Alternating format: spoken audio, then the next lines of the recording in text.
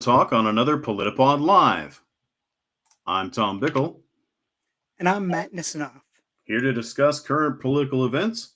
Tonight we'll cover Three Stooges of the Week, polio news, Louvre Today, U.S. states election stories, what happens in New Orleans does not necessarily stay in New Orleans, and a Trump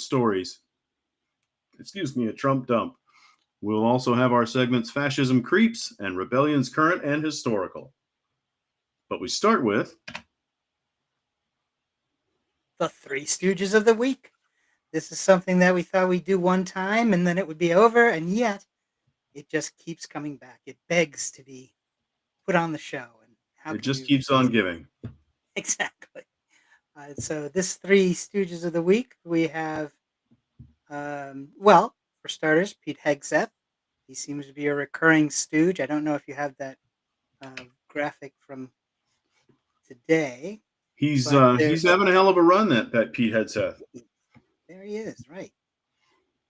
He's really he's mowing it down with a second award of Stooge of the Week.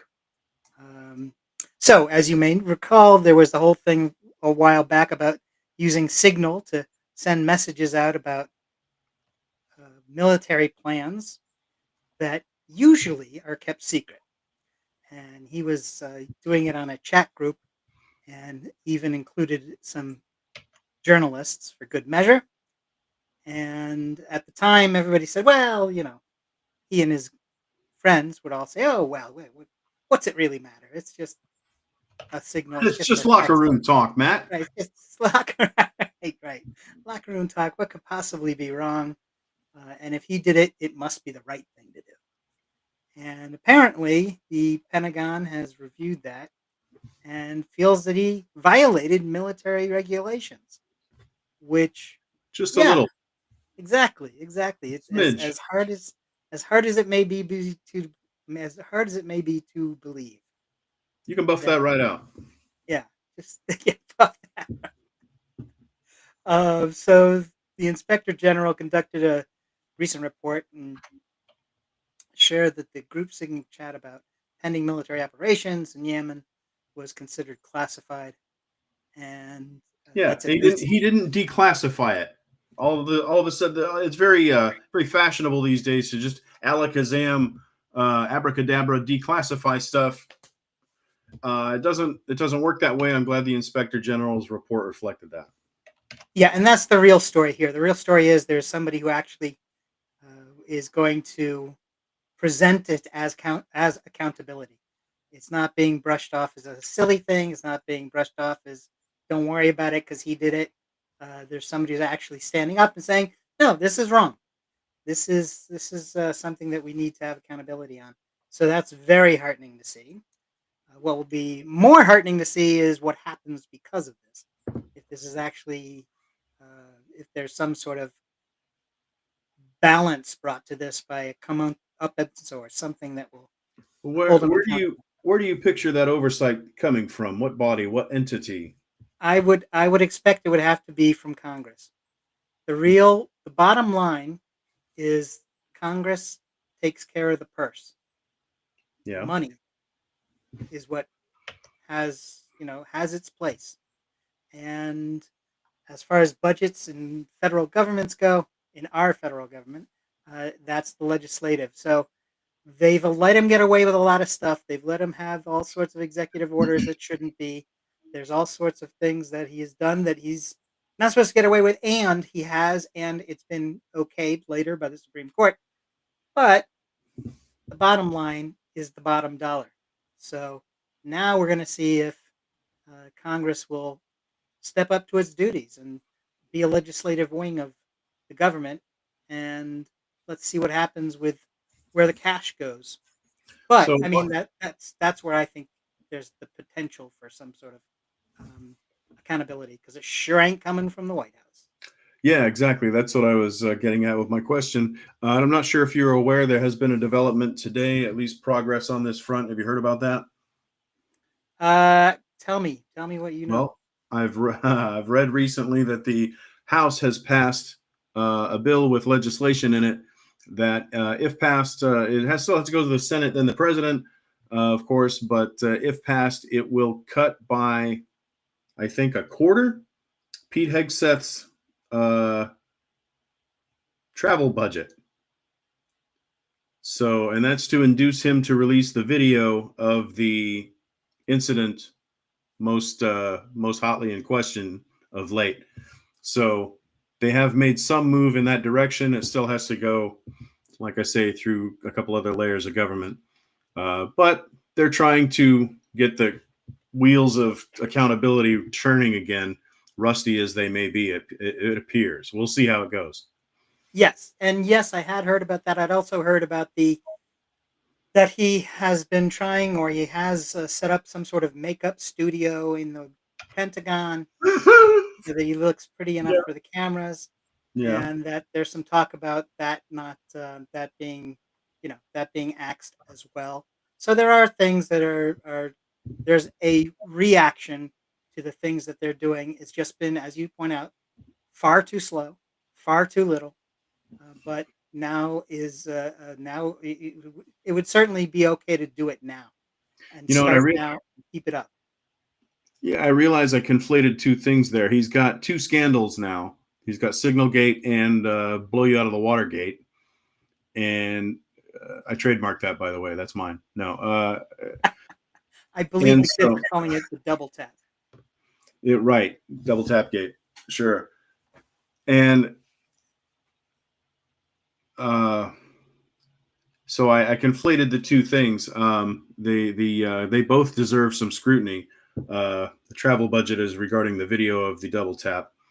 This has gone heretofore unpunished as far as we know, but it's a terrible, egregious violation of what he's already done and been had the reported on. Who knows? As I've said before, I mean, he's hit what, 80 boats or more. Who knows how many other dozens of horrors await? How many? This is a pattern of conduct. This is not something we can't just because we've only seen a glimpse of one instance, we can't imagine that everything else was fine. You know what I mean? We'd be fools to assume that and not, everything else is above board, and this was some sort of a slip that whoops, it's a gotcha moment. No, this guy is. I suspect this man is pulverizing fellow human beings without compunction or reserve. And I would like to see proof that it's not true before I believe. So, and it's his playing war down in Venezuela without regard to other lives, and that's the way he rolls. We don't need to imagine it; we know it. So we've got that. We've got whatever that was that just tried to dive bomb you. That should be taken to the Hague. There's that an alien life form loose in the studio, Matt. I am bravely broadcasting despite difficult under fire. That's right, under adversity. But yeah, so Hegseth is the whole Department of War nonsense. It's the Department of Defense, and he wants it to have a tougher name. I saw that reasserted in Congress this week. I think it was Angus King who was saying it's called the Department of Defense. Congress changed names that, and if anybody changes it, Congress changes it. It's the Department of what I just told you. So get that straight. He was telling somebody. I hate to say, I can't remember where or when. So right, so all those things are adding up, and they're starting to actually get the reaction they need. Now, of course, that just makes him Mo, and we still got two other stooges to go. That's true. So I want to make certain that we get to mention Nancy Mace. She has been raging against the House leadership and all those terrible men. And in her case, she's right. They are terrible men, and they are doing so.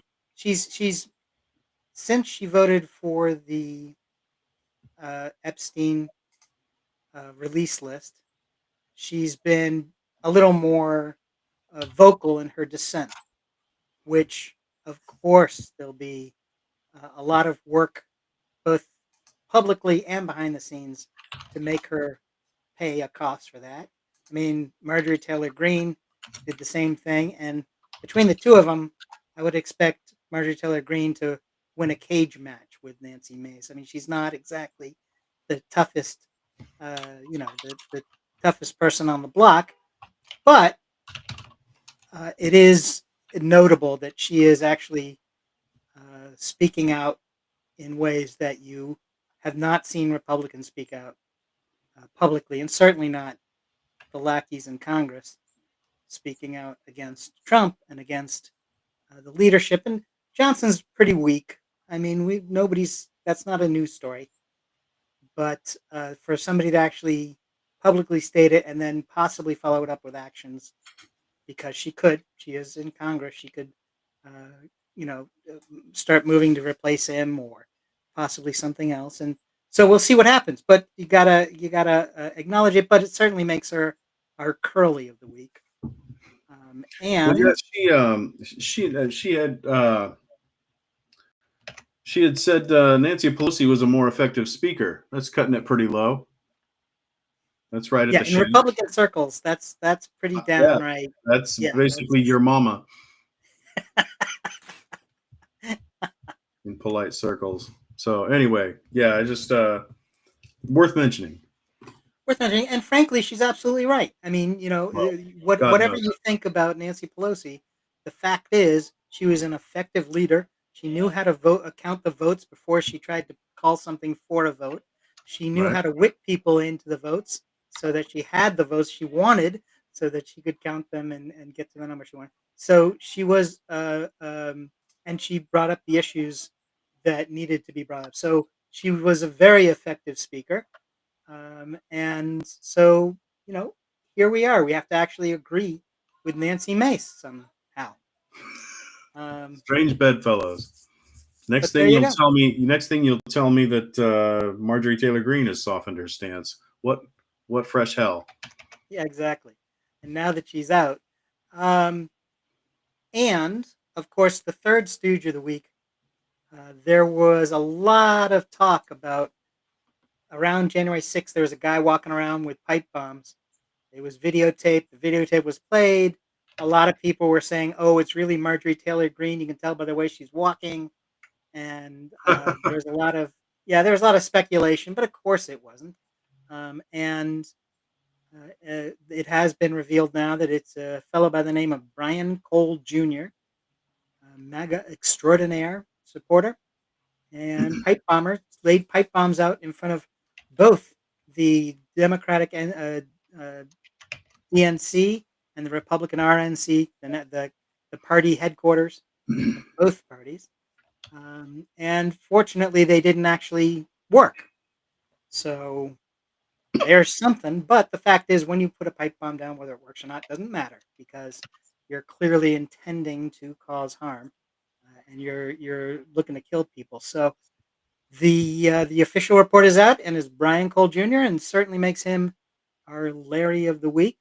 So there we have it. We have this week's Three Stooges, and I can't go away from this. Do you have something on Brian Cole, or because Well, I got to do one last thing? what do you think? Well, of course, the last thing I would do is the Shemp of the week. We can't go without mentioning the Shemp who's not there.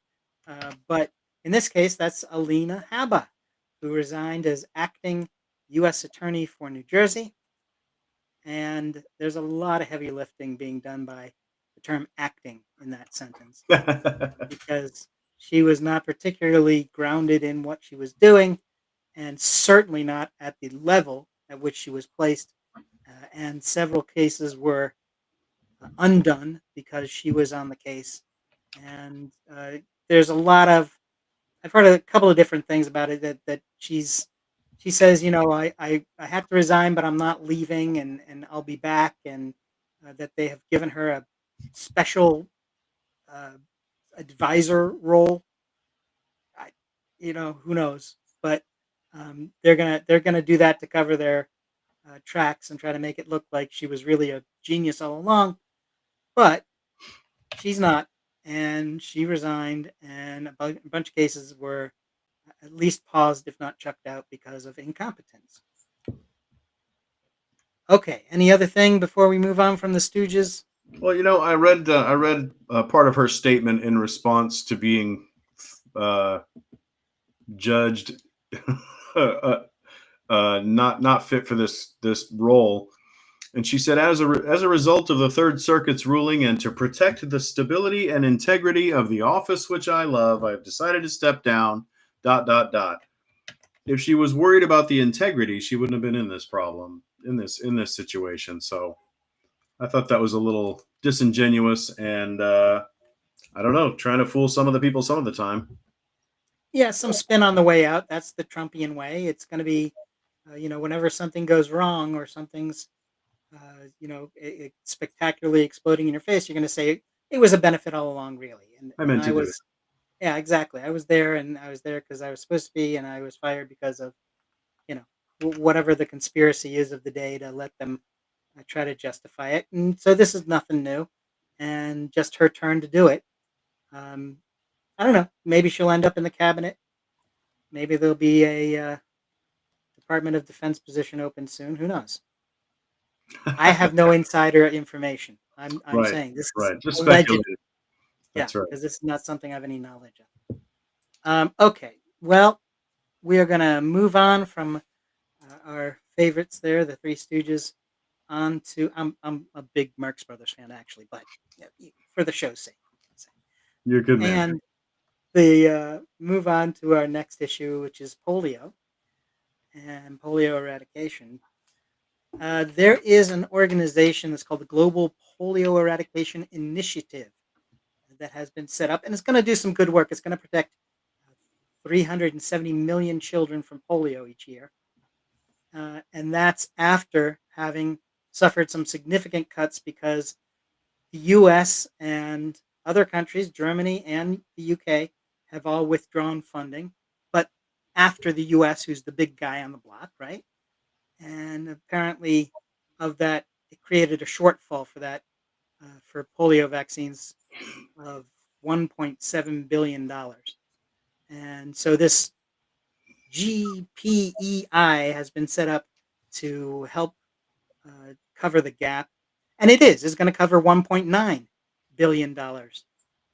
However, 1.2 of that comes from the Gates Foundation, and they are working with the World Health Organization and some other private groups. So it's important to give them the recognition of the recognition they deserve because they're stepping up. My problem with it is this is just the sort of thing governments should be spending on. This is the sort of thing where you need somebody to put the cash in to cover these expenses because they are worth doing and they are going to eradicate polio. That's something that is a good thing. This is not a business deal. This is not, you're going to eradicate polio and then syringes are going to put money in your pocket or something, you're not going to wind up making a profit out of this. Right. And it should not be treated as something that the private sector should be doing. It's good that they did it. It's good that they're willing to, but maybe next year they won't be willing to because the bottom line might change or because there's something else of some other business means that's more important or just something else that catches their eye. So personally, I'm torqued by this kind of thing. I don't like seeing this happen, but they're covering a 1.7 billion shortfall by giving 1.9 billion to cover the cost. So you gotta, so for this year, you got to point it out that they had to do it, which is ridiculous, and that the governments are because they're withdrawing for their own purposes. They are there's not only shortfall of cash, there's a shortfall in ethics and morality and doing the right thing when we need people to do the right thing. Is my opinion. There's some red speckled little kids in Kentucky who would love to tell you about how government doesn't need to help with uh, healthcare and prevention. And yeah, it'd be better if USAID was doing some of this work. And we're seeing, yeah, it honks me off as well, Matt. It's not okay with me. It's we could be doing a lot of good, and we're failing to. And the money we're saving by not doing it, also not going anywhere good. So there's no real upside. It's all bad. Back to you in the studio, Matt. Yeah, right. But It's all a easy. fair point. It's all a good It's point. easy to be pessimistic.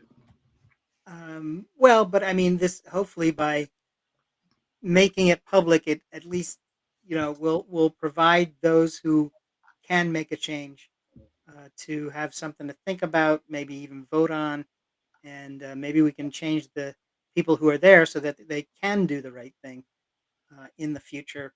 Who knows? But I do think that that brings up our next issue, which is actually our first segment. Speaking of pessimism, Yeah, right, right. Speaking of people who are in charge when they shouldn't be, this is our segment, Fascism Creeps. And so you may have heard the alleged purpose of the ICE troops loosed in Trump's war in America was to arrest and deport so-called illegal aliens with criminal records. Well, apparently ICE has arrested around 70,000 people who have no criminal record at all. And this is not including the arrests by Border Patrol troops who are acting separately than ICE in several places. So there's more.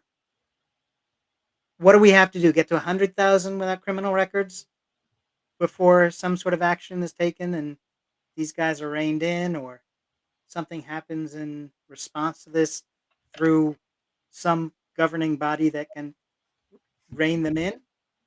I don't know. What do you think? oh boy. Listen, I wish there was a number we could hit, a magic tripwire deadline number, a metric that we can meet, where finally someone will do something useful in response to these thug tactics all over the country. I wish 100,000 would do it, Matt. At least then, I mean, as dystopian and awful as that would be, to have to notch off 100,000 abuses, 100,000 deaths, 100,000, I don't know, whatever. At least there would be a finite portion to it. Right now, it's a runaway truck, buddy. I don't see anybody. I don't see anybody acting sufficiently to stop this. I don't see anybody responding to force with force, because that's what it's going to take. Or maybe something in the courts. I don't know. But we're seeing abuses right out in the open, on a level that is unconscionable, unfathomable, hard to perceive. It's traumatic. I can't watch the videos anymore. It bothers me. It's not okay. It's traumatizing. It fills me with an anger that has nowhere to go. And I can't keep subjecting myself to that. It's awful. I want revenge for these people who are being wronged and hurt. And it's not, listen, as much as it's not about crime, and it's not, they don't care whether you're a criminal or not. That MS-13 nonsense with the knuckles, that was as bald, barefaced, and FU to the concept of justice as I've ever seen. They know it's not true, and they don't care, and it's in your face. So take that, nerd. And that's the whole gig. That is the whole endpoint. There is nothing produced that is of any value any higher than that. And they are committing, they're poorly trained, and what they're trained to do probably isn't good. And they're just committing crime after crime after crime and abuse after abuse under color of authority. They're carrying guns, they're carrying pepper spray, they're carrying tasers, they're armored to the teeth, they're covering their faces, no identifying. Listen, how are you going to sue somebody? That guy, they're running people over bodily. They're running over their legs. They're sicking dogs on people. I saw pictures over the last 24 hours. Some guy's lacerated all up and down his arm, all up and down his back. There can be harm done that you can't sue your way out of. You can't get restitution for a limb that doesn't act right anymore. I've said it before, and I'll keep saying it because I can't get it through my thick skull how this is okay in the slightest. And they're doing all of these things. And our next sub headline in this script we were doing tonight is that Mom Donnie tells people we can stand up to ICE. Know your rights, Matt. He says, know your rights. What good are rights? You have the right to remain silent as the dog is tearing at your flesh. You have the right to demand to see a warrant as they're running you over with a truck. With a truck, Matt. Okay? Listen, thanks, Mom Donnie. I appreciate it. Mazel tov on your recent success. This is not going to do it. This is not acceptable. We have to have cops come down there and control these people and protect the citizenry. Look, I realize it's agency versus agency and everybody's got guns and oh my goodness, what a nail biter. And that's, an untenable position. I don't care. It's your job, government. It's your job, law enforcement, to make sure that people aren't just being brutalized in the street.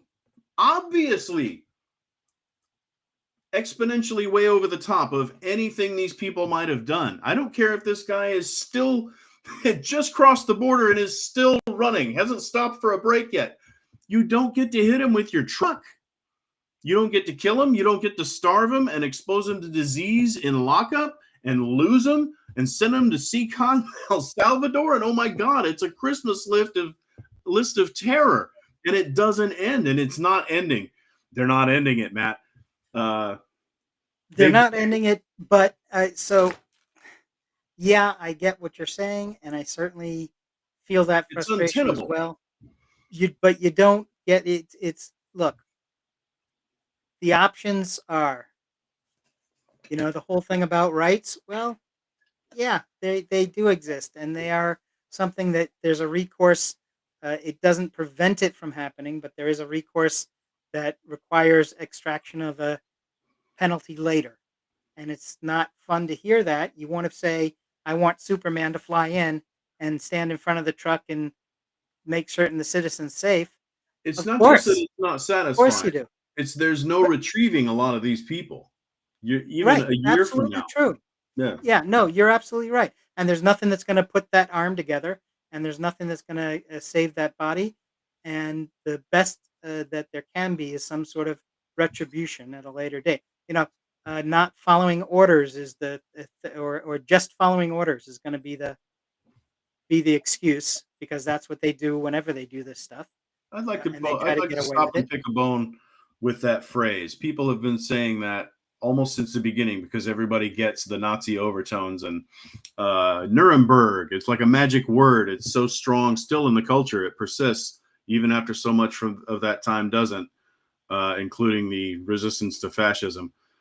But they'll say Nuremberg, I was just following orders. That is no defense. And then people state it proudly, like it's a basic truth that will never die. And good for them. Good for us. I hope we do remember these things. But we have been taking tradition and principle and constitution and gone and disregarding it at light speed. There's a part of the Constitution that says you can't run for president if you were part of an insurrection. And the Supreme Court went, no, that doesn't say what that says. Carry on.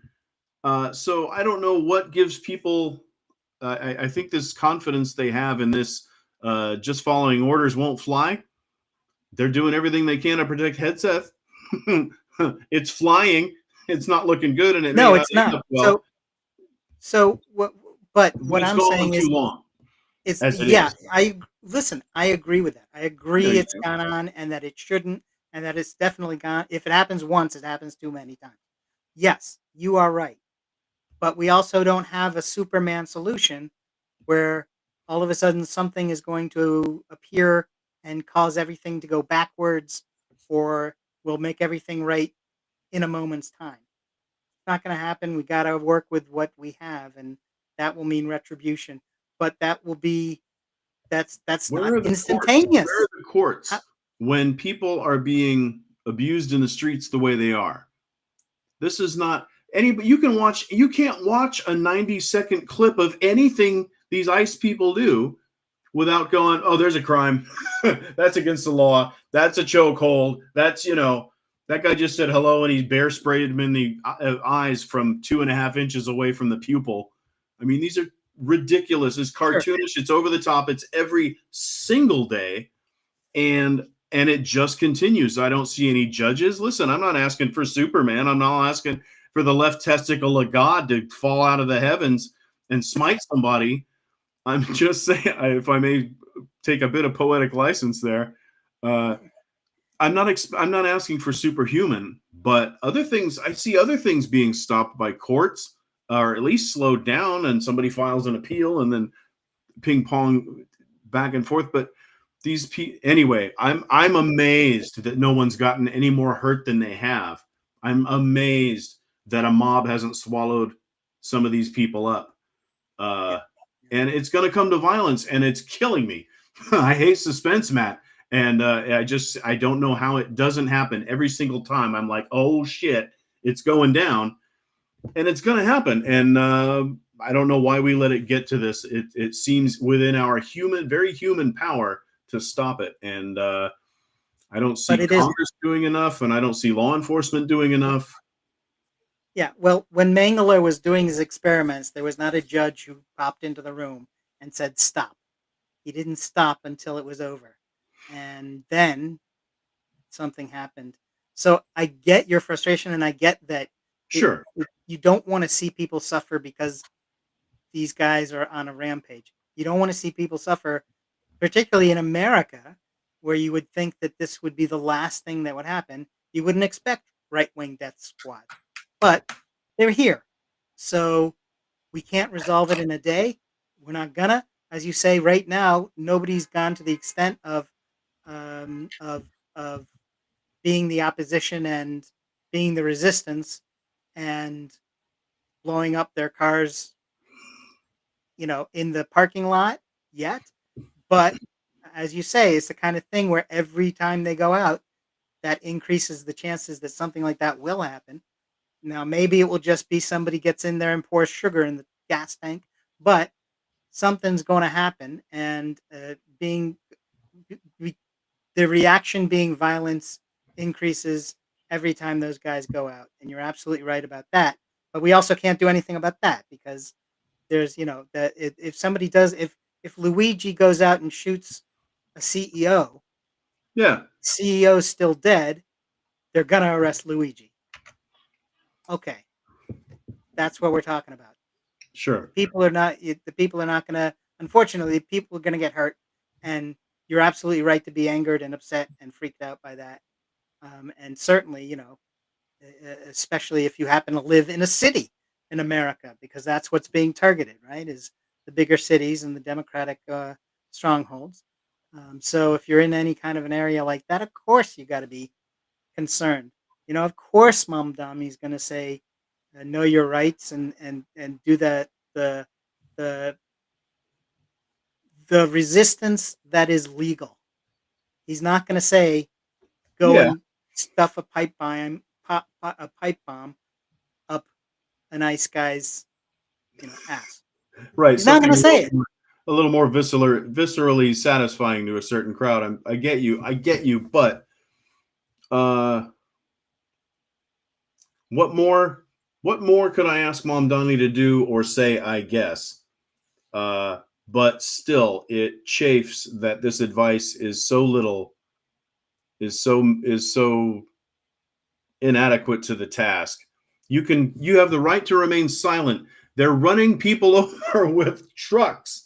They're dragging them out. They're beating the shit out of them. They're giving them a nice sound beating. They're not giving them their medication. I got high blood pressure. I'd be dead in a week. Something would pop, especially under these excellent conditions. I would frickin' die. What do you want me to? I mean, I don't know what to tell you. They're not being held in good conditions. People are dying and getting lost, and they're getting sexually abused. I don't trust any of these thud buckers behind closed doors. Stories already are leaking out that people are being sexually abused, and it's a travesty. And I don't know. I can't sit still about it. Yeah, no, it's good. It's good that you're not. I mean, this is your way of responding to it. I guess Um, loudly, okay, intolerably. excellent. and we are going to come back to that and agree and disagree about it for a long time to come. Many Absolutely. other episodes, but for right now, we're going to move on and see what water can do, what sort of damage water can do. It's water under the bridge, Matt, I think is where you're going. Segue. Nice. As if the Louvre didn't have enough problems Right? They recently. can catch a break over there. They are, yeah, they are. It is something's happening, and now it's. Is there something in the water, Matt? Come on. That's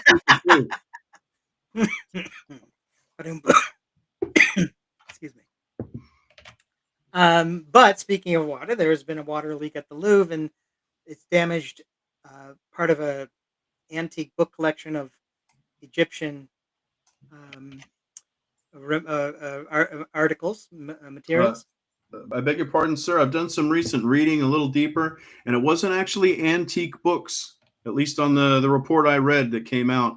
It was Please. books that the scientists used to study. They're more like reference books. So they weren't actual ancient texts. They weren't ancient tomes. They were more contemporary, 19th, 20th century. So more textbooky, I think. Yeah. Okay. No story. Let's move on. That segment right in the face. No. Excellent. So I'd not seen that. So thank you for I hadn't reminding me. either. I thought it. I Thank you. also thought it was like ancient, dusty mummy diaries or something. That's how it was initially reported, and so egg on our face. But luckily, the Louvre has water that we can wash ourselves off with, and apparently, it's also a leak that has been known about for years. I mean, this is not something that just that the water pipe broke or that someone tried to flood the place to try to break in and steal some more stuff. And they It's also recently had to close off a wing because of structural deficiencies, Matt. This is a palace. What is going on at the Louvre? But they've, you might, I don't know if we've reported, reported is a stretch. If I've said over this broadcast recently, but they raised the ticket prices for foreigners, for tourists, so that people like me go to the Louvre. They're gonna significant increase, so to help to pay for these improvements and maybe buy some new jewels. excellent. Unmelt them. I don't know. I don't know where you find new Yeah, ancient tools, but right. Yeah. They'll replace those irreplaceable artifacts. exactly.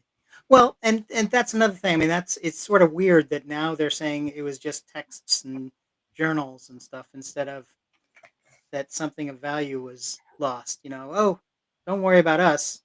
It was just a couple of textbooks. You But know, if that is true, that's probably the best case scenario, right? Is that I mean, at absolutely. least Geez, it can't get much worse at the Louvre. They got one wing falling down and succumbing to gravity. Another one's been robbed blind. To have a third one, oh yeah, we just dumped a couple hundred gallons of water on the Pharaoh's, recipe book or whatever. I don't think they could survive a number three that powerful. So thank God it's just a couple of or a bunch of textbooks, Egyptology journals, and scientific documentation is what I've reading here. But well, but I will say this. I think one of the things that I saw that I don't know has been particularly mentioned or at least not widely reported is that it was a group of workers. They decided that they were going to go on strike to bring this to the public's attention because it's been a long-term problem because it's repeatedly occurred. These leaks and other not being responsive to damage and problems. Always, I'm sure, in the name of austerity. But whatever it is that has allowed the things to continue, some workers got together and said, "Look, this is it'll get to the public this time because we're going to go on strike, and we'll have to do something. That will allow us to bring the issue to the forefront instead of just cover it up again and not talk about it and have it go somewhere else." So good on them. Good that they did the right thing. They deserve credit. Okay, I see from the magic clock on the wall that we should be moving on to our next issue. This is some issues that have come up as far as elections go. And yeah, Indiana, Georgia, Texas. I've got one actual bright spot to bring up at the end. But first, let's talk about Indiana because that's not so bright. There has been talk, of course, we all know that there were requests made by Trump to Indiana officials about re-gerrymandering the state so that they could pick up a couple extra seats in the House because he knows he's going to get slaughtered in the election and he's trying to find ways to balance it out and see if he can actually pull out a win somehow. And the only way he can do anything is by cheating, allegedly. So he's asking states to redistrict, and Indiana is one of them. Now, the media took a tact of finding Republicans who disagreed and sort of focusing on them. There was one senator in the previous episode of PolitiPod Live, you had brought up that there was someone who had, um, um, there was a state senator who became very upset and um, because of a term Right. used for Yeah, the R mental word. issues that his daughter has. And right, Trump said it about Governor Waltz up in Minnesota, and this state senator said, "Look, that's not acceptable." And so I don't know. I don't know. He calls me and wants to talk to me. I don't want to talk to him. He's the president of the United States. He has more important things to do than to talk to a state senator in Indiana, and I don't want to talk to him, and I don't want to support him on this, which is good, but then the numbers come up, and you kind of go, well, maybe it's not as good as you might think. Um, there is um, in the state senate there are 50 seats. The Republicans have gerrymandered things already, so that there is 40 of them are Republican, so only 10 Democrats. The bill like this required a majority, a simple majority, so it required 26 votes. What that means is that there's about 14 spare, if you care to look at it this way, there are 14 spare Republican votes. So if you go to your caucus and say, if any of you have a problem, here's your free pass. We've got our 26 votes. You know, we can assure we're going to get over 26. So we're going to get what we want. So if you have a problem, say it. Go ahead. Don't vote for it. You know, we got what we need. We don't need you on Gotcha. this. So there's So he got to something take there. his principled stand, and it didn't matter a fart in a tornado. Right. And it gave the press something to say, oh, there's really going to be a hiccup in this process and it's going to save save democracy because there are going to be people who stand up against it. Not so much. Not what that was not what was needed, I should say. Um, so they had about 14 spare votes, and they could afford to lose a couple. Um, and so in other words, Indiana passed the bill, so they are going to continue to gerrymander, I should say, because their state is uh, there. There are those who say that if you have a 40-10 state senate lead in votes, could be caused by gerrymandering. That's one thing that could cause it. So allegedly, it could be some kind of gerrymandering has already happened there. But they're going to get 2 more seats out of it. And of course, we've heard about Texas. The deadline for following was this past Monday as a candidate. So they needed a map. They had to have a map because they had to have people file and they had to know what freaking district they are in and that they're running in. So the map was the one that nobody outside of Texas was people who were concerned for democracy outside of Texas wanted to hope would not pass. They had to do it. They had nothing, they were back against the wall. Deadline was Monday. Boom. The other thing about the Monday deadline is that some changes happened that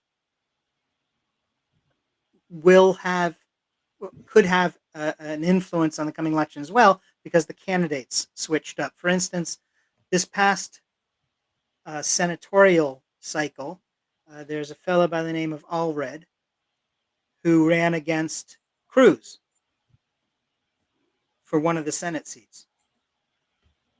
Now, he lost, of course, because it's Texas, and they are very proud of having a senator who, can run off to Cancun when things are not going well in the home state. That's the representation they want, allegedly. And Really? I mean, evidently. evidently, just facts in the way. That's all. And so there was a thought that if he ran for Senate one time, he should probably run again, because if you run for the seat, even if you lose, you're out there. You're known for doing this. This is going to give you a little bit of a boost the next election. Well, it's next election. The other senator is up. Cronin is up for his reelection, and because of the deadline and because of the way the maps were redrawn, Allred has withdrawn from the Senate race and decided to run for the House. He had been in the House previously. He feels that one of the new House districts that were redrawn is favorable to him, so he's going to jump in for a House race. And Jasmine Crockett, who people may know from her work in the House currently, has decided to run for Senate to challenge Cronin. So both Cronin has two other Republicans challenging him in the primary, and Crockett has one person who's challenging her in the Democratic primary. So we'll have to get through that to see who the actual candidates wind up being in November. But if it is sort of those who are best known outside of Texas, it would be Cronin and Crockett, and we'll see how that race develops. And so there's some news out of Texas for what it's worth. And moving on down to Georgia. Here's one for you. Okay, so Raffensperger, that's a name you might recall from the famous Trump call where he asked for more votes to be found. Yet another perfect phone call. Happens, yes, the perfect phone call where they produce fake votes. So apparently he's one of the several candidates who are running for the governor's in the governor's race in Georgia, and one of the other people who's running on the Republican side has set things up in a way where he can get money from a group that's supporting him and work with them. Now, this is a little bit of a difference from the traditional having a campaign and a PAC. The current rules for that are that if you are running a campaign, you're a candidate, you run your campaign, you want to get the seat, you cannot talk to a PAC that is raising money for your candidacy. They can run, or they can raise unlimited money, but you're not allowed to coordinate. And Raffensperger is saying, well, he's got a group raising money for him and he's working with them. It's not a PAC, so he's not technically breaking a law, but he is talking to them. Therefore, I want the law about PACs removed because I want to be able to coordinate with my PAC. And so we should remove this safeguard of elections. Yeah. Because what the heck? Why not? Does it be better for me? Yeah. Exactly. This is for me. So we're keeping an eye on what happens down in Georgia, and the AG, the Attorney General down in Georgia, has said that if Raffensperger sues for this change, that although he's supposed to defend laws in court that are, enacted in Georgia, he says he's not going to put much effort into defending this one. So if Raffensperger challenges it, then it will just be a straight up challenge, undefended. So we'll see what happens down in Georgia. And I did promise some good news. So there's a little bit of good news, and that will wrap this up. But down in Miami, there was an election for mayor. Now, technically, it was a nonpartisan election, but it was kind of partisan. Clearly, the Democratic folks, famous Democrats and Democratic elected officials across the country, were supporting one person, and Republican candidates and elected officials were supporting the other candidate. In fact, Trump himself endorsed the fellow there, Gonzalez, who was running. And of course, being Miami, everybody said, well, done deal. That's not what actually happened when the votes were counted. And the Democrat Eileen Higgins has not only taken the seat for the Democrats for the first time in 30 years, it's been 30 years since they've had a Democratic mayor, but she's also the first woman ever elected to the seat. So a couple of improvements. We'll see how they play out, but she did it, and she did it by 20%. Wow. So not only did they win, but that's a big win, especially if you think that if you consider that it took place down in Florida, down in Miami. So the lesson from that is go get registered and remember to go vote. Is my opinion. Anything on any of those electoral situations? Nope, nothing from me. Gotcha. We will move on to our other segment. There's another segment we talk about rebellions, current and historical, or rebellions and revolutions. And let's talk about some things. We, of course, can acknowledge one of the famous revolutions, the French Revolution. After the Americans stirred the pot, the French decided they liked that idea, so they thought they'd follow up on it.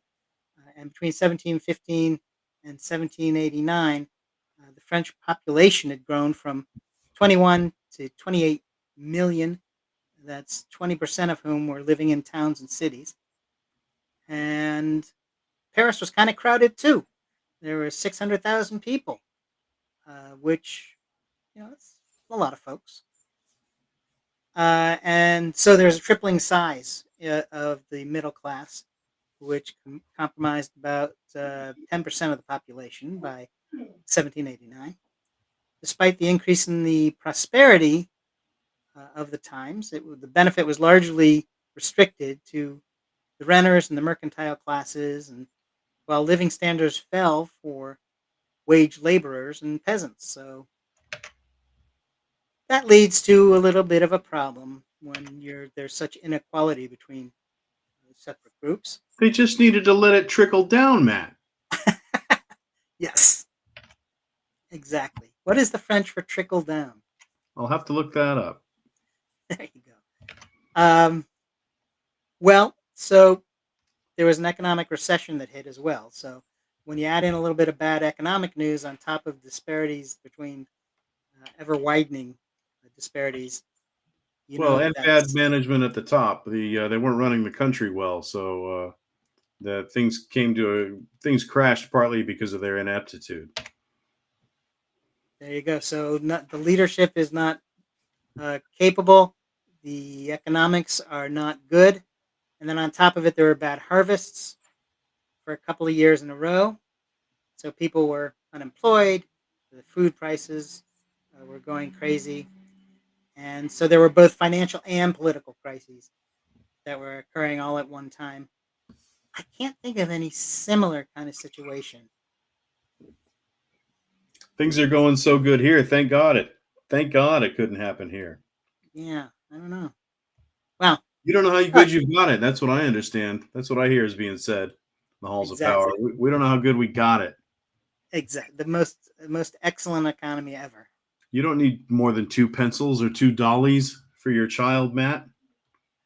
Right, right. That's all you Don't get need. things for old people this Christmas. That was another suggestion. Forget those old folks. That's right. If you've known them that long, they know you love them. You don't need to buy them anything. Exactly. So that leads. So there's another example of that. In that case, it became a revolution. Um, And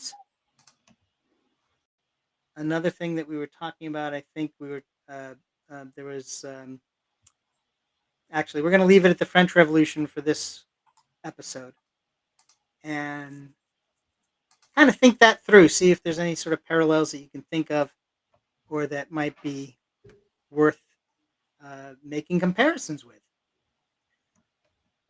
We're going to move on because we are looking towards the Catholic parishes in New Orleans. So from France, that's kind of a half step, but it's certainly a different story.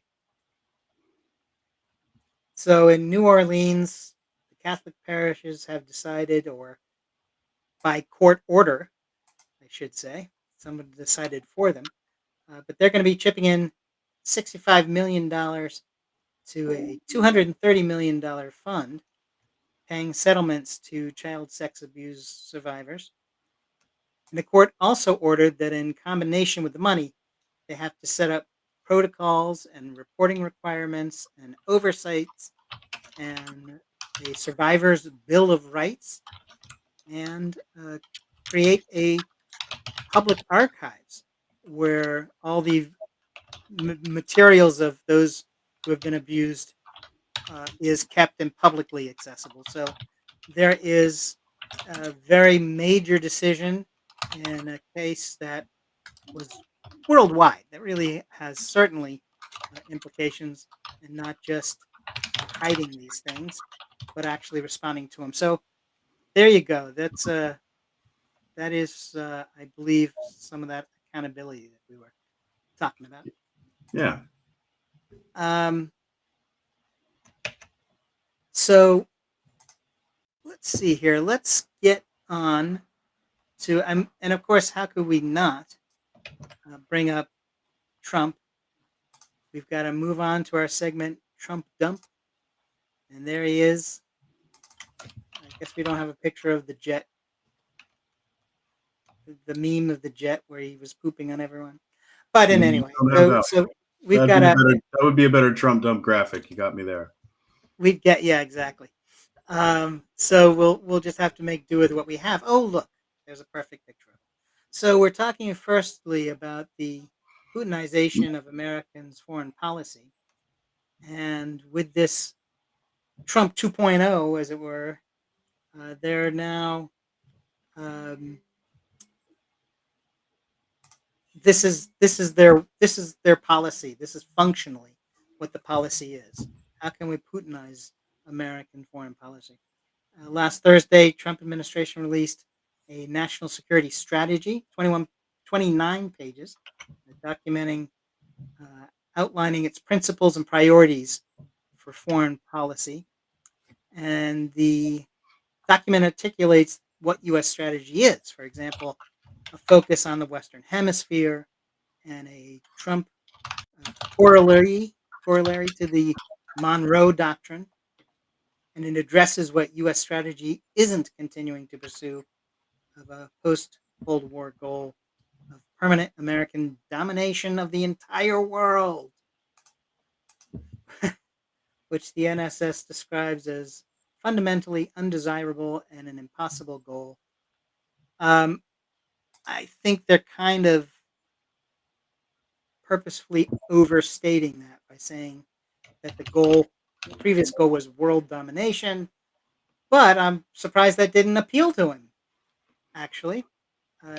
But apparently somebody got to him and suggested that not be what's set out. But so the document does exist. This has been made. It's been accessed, so we know what he's saying. But the problem is, it just doesn't make any sense. Like one of his speeches, he's doing that famous "the weave" that we hear so much about after he makes a speech.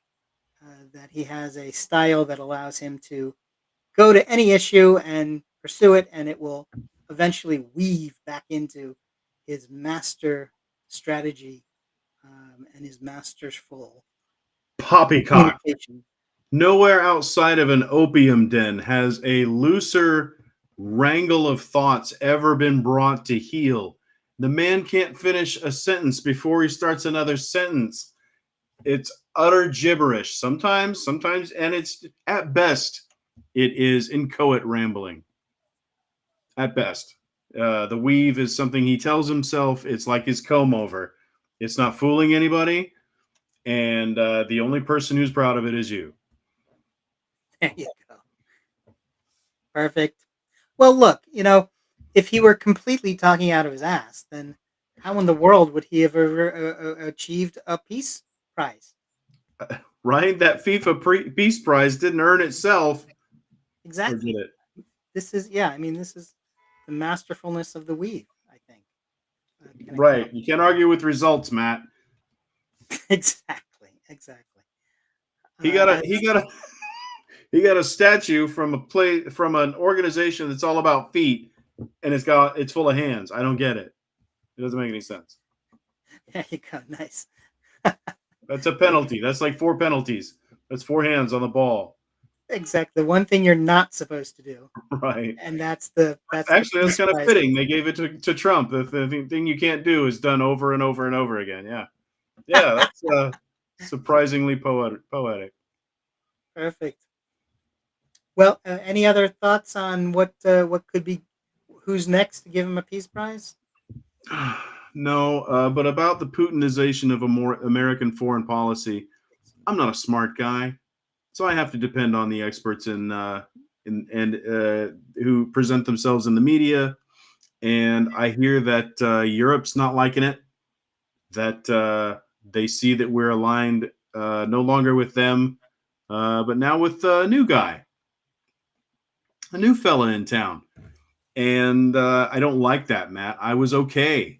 I was just getting comfortable and cozy, being a benefit to Europe, and then being a benefit to us. And now, I mean, Putin's on the ropes. He's spent like 1 million people on this thing, and now we're gonna bail. We're gonna fail. We're gonna wilt. We're gonna quit. We're gonna go all jiggly in the limbs. I don't understand. Now it's terrible.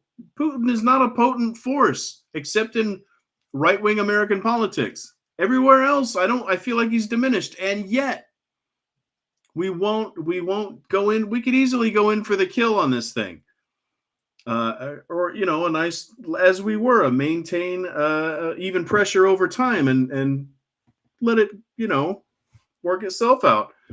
We're not doing any of that. We're not doing any of that. It's maddening. I'm amazed at how many wrong directions we can move all at once. Well, it's certainly true in this case. I mean, the thing with Putin is that he only exists because people let him exist, and that was the same with over in Libya. Who was that fellow there? Who was there for a long time? Um, and he was there for decades, simply because Muammar Gaddafi. Muammar Gaddafi was in Libya for decades, and he was there because people kept saying, "Well, we got to have him there. We can't get rid of him. We can't do regime change, but we can certainly, work with him maybe one day or something like that." And so it's um, it's this idea of somehow allowing people to um, so the idea of how somebody who's a pre-existing ruler somehow has the courtesy, the world courtesy that other leaders allow, that they continue even though they're not doing anything that is, there's nothing beneficial. They wound up, Europe for years bought oil from him because they were trying to include him. They included him Sure. in the G7. They included him in the G20.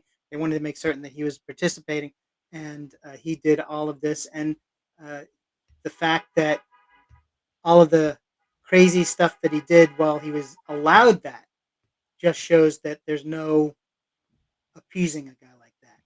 Yeah. Nothing you do will work. He is just he's going to see any sort of a kindness as a provocation, something Weakness. to allow him to He's a keep doing. comic book villain. Yeah, exactly. But before we wrap up, I did want to mention one other thing, which is that lurking in the news sort of a week or so ago, there was a story about they're being while Trump is destroying healthcare, and while the Republicans are happy to avoid doing anything to work on fixing it, with constant promises. I think it's 9 years or 10 years now that they've been promising a coherent health care policy that could be out in a week if you put your effort. Oh, well, a month. Let's say a month. If you really put yourself to it, you could probably get it out some in a reasonable time frame. But they're working on 9 years of avoiding doing anything reasonable or sensible or potential. So part of his distraction tactics this time was to put together what he called Trump accounts, because if the Trump name's on it, you know it's got to You be know it's quality. yeah. And so this was a thing where you could put some money. Your children or your babies would qualify for $1,000 in to take on health issues, and they got this Dell, the guy who does the computers, Mr. and Mrs. Dell Right. got together and they put in a huge chunk of money to cover these, because once again, you wouldn't want the government setting up a government program. You want to make certain that it's a private program, because I don't know, because the cancer charity the Trumps ran in New York was so well run. Like clockwork, Matt. Yeah. And the reason that they're disallowed by law to have any charities anymore. Forbidden. Forbidden. Yes. So I don't know if we have something from the announcement there from the Dells, and that shows that they're acting in good faith and want to just help. And once again, this is that sort of thing where it's a private benefactor who is doing something that is woefully inadequate, and certainly, um, next year could be something else, could be completely Nothing at all. abandoned. That's right. And what would you do? Well, you wouldn't do anything about it because they don't want to do it anymore. But we can see about the Dells. Let's hope the Dells are continuing in the public view for the time being, and maybe several more weeks. But I tell you what, let's move on to. We've got to make certain that we get in this week's Epstein count up. This is, Absolutely. if you've seen the show before, you know this is a something we do consistently because we have to, or because it's true. And in this case, the days since the unredacted Epstein list has not been released is 3,830 days and counting, and we'll continue to count. And there you jolly well are. Thanks for joining us for PolitiPod Live for Political Talk. You're welcome to join us every Wednesday at 6 p.m. Pacific, 9 p.m. Eastern, right here for PolitiPod Live. If you'd like a political laugh, you can join us and a half dozen of our friends for our monthly political comedy podcast, PolitiPod. You'll find that at soundcloud.com/PolitiPod. This is Matt Nisanoff. And I'm Tom Bickle. Saying good night.